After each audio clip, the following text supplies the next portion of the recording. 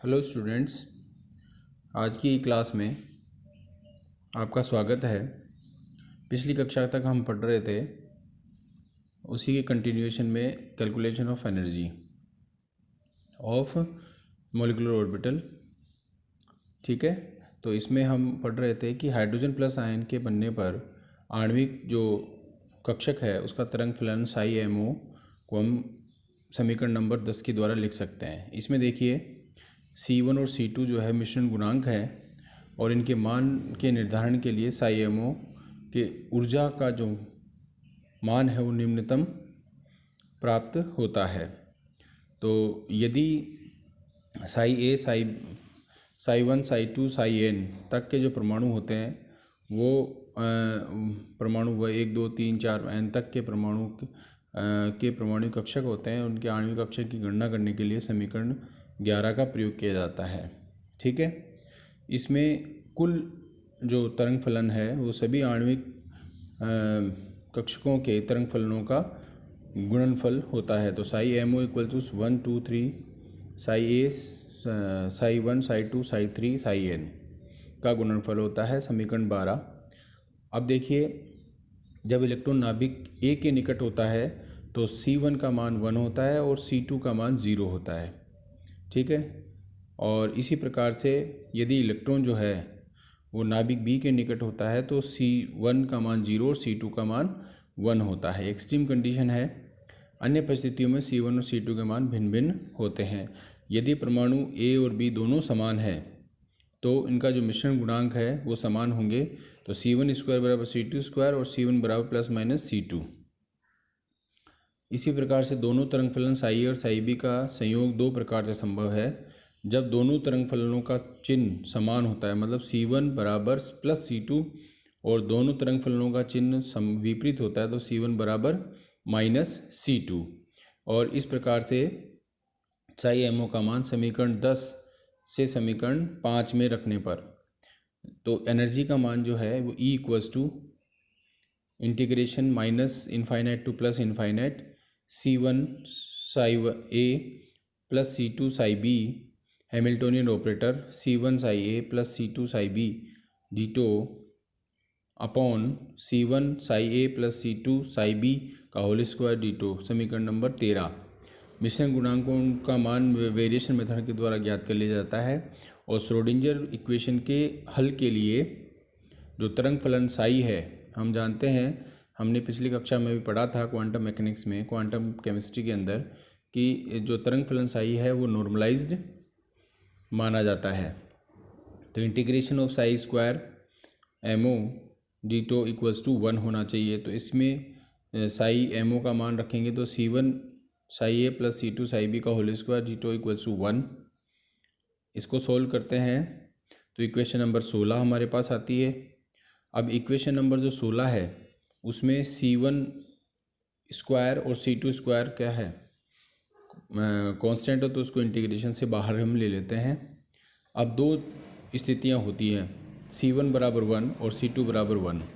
तो C1 बराबर 1 होगा तो psi A square D two equals to 1 हो गया और psi B square D two equals to 1 हो गया, समीकरण 18 और 19। तो समीकरण 18 और 19 के मान समीकरण 17 में रखने पर C1 square plus C2 square plus 2C1 C2 dot S equals to 1, समीकरण 20। तो S का मान जो है यदि शून्य होता है, चूँकि शून्य होता है तो इसमें शून्य जो ओवरलैपिंग है, अतिव्यापन है, उसके अप्रोक्सीमेशन पर क्या होगा, इसका मान 0 हो जाएगा। 2C1 C2 S equals to 0। तो C1 square plus C2 square equals to 1। इसलिए H2 प्लस आयन के लिए दोनों नाभिक समान है तो C1 स्क्वायर बराबर C2 स्क्वायर, समीकरण 22। और C1 बराबर क्या हो गया, प्लस माइनस C2, तो इसका मान क्या हो गया, C1 का मान प्लस माइनस 1/√2, समीकरण 23। इस प्रकार से C1 और C2 के दो पॉसिबल वैल्यूज़ का एक समुच्चय बनता है। क्या बनता है, प्लस एक तो बनता है प्लस 1/√2 प्लस 1/√2 और दूसरा प्लस 1/√2 माइनस 1/√2 2। ये प्रथम समुच्चय है जो कि मॉलिक्यूलर ऑर्बिटल जिसका कि पॉजिटिव ओवरलैपिंग होता है और इसका निगेटिव और ओवरलैपिंग होती है, द्वितीय समूह ये बनता है। तो psi plus M molecular orbital equals to plus 1/√2 psi A plus 1/√2 psi B equals to 1/√2 psi A plus psi B, समीकरण 24। इसी प्रकार से psi minus molecular orbital equals to plus 1/√2 psi A minus 1/√2 psi B equals to 1/√2 psi A minus psi B, समीकरण 25। तो psi plus जो molecular orbital है वो E plus energy से और Sai minus molecular orbital E minus energy से related होता है। इस प्रकार से H2 प्लस आयन के लिए ऊर्जा की गणना जो है वो कूलाम्ब इंटीग्रल HAA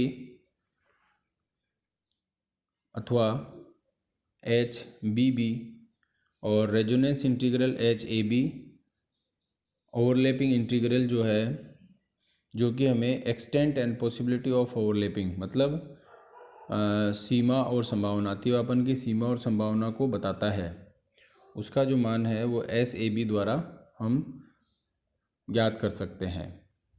ठीक है, तो वेरिएशन मेथड के द्वारा C1 C2 की गणना हम कर सकते हैं, इसलिए जो E के निम्नतम मान हमें देते हैं। तो del E upon del C1 equals to 0 और del E upon del C2 equals to 0। तो पहली कंडीशन में जब C1 बराबर 1 हो तो del E upon del C1 equals to 2C1 HAA minus E plus 2C2 HAB minus E SAB upon C1 square plus C2 square plus 2C1 C2 SAB equals to 0, समीकरण 26 हो गया। इसी प्रकार से जब C2 बराबर 1 हो तो del E upon del C2 equals to 2C1 HAB minus SAB E plus 2C2 HABB minus E upon C1 square plus C2 square plus 2C1 C2 SAB, समीकरण 27। अब समीकरण 26 और 27 में डिनोमिनेटर का मान क्या होता सकता है? शून्य नहीं हो सकता। शून्य नहीं हो सकता, इसका मतलब जो नोमिनेटर है उसका मान शून्य होगा। तो इसलिए समीकरण 26 में C1 HAA minus E plus C2 HAB minus E SAB equals to 0 और समीकरण 27 में 27 से हमें समीकरण 29 हमें प्राप्त हुआ। तो समीकरण 28 और 29 को हम सेकुलर इक्वेशन कहते हैं और इसका मैट्रिक्स बनाने पर हमारे पास ये समीकरण 30 का एक मैट्रिक्स बनता है। ठीक है, और इस मैट्रिक्स को हम इस प्रकार से लिख सकते हैं, इसका नंबर समीकरण 30 और 31 के द्वारा। तो अब इसमें देखिए जो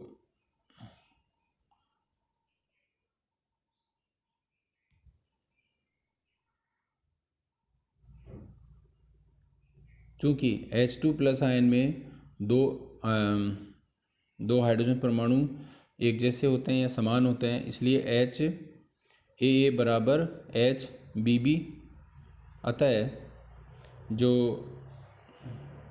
हर्मिशियन ऑपरेटर है HAB बराबर HBA।